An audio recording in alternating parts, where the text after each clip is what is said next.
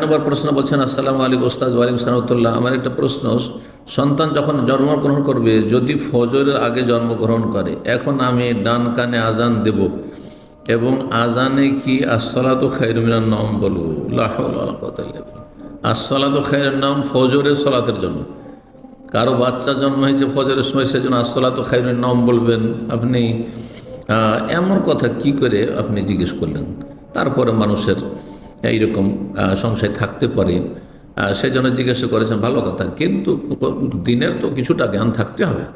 আসসালাতু খায়রুম মিনান নওম, ঘুমের সময় মানুষকে সজাগ করা যে তোমরা যে ঘুমিয়ে আছো এই সময় ফজরের সময়, এর চাইতে অনেক অনেক গুণে, বহু গুণে উৎকৃষ্ট হচ্ছে সালাত তোমাদের ঘুম চাইতে। কিন্তু কারো ভূমিষ্ঠ হওয়ার জন্য নয়। এইরকমই তাহাজ্জুদের জন্য যে আজান বা সাহরির জন্য যে আজান, তাতেও আসসালাতু খায়রুম মিনান নওম নেই। জি। 10 নম্বর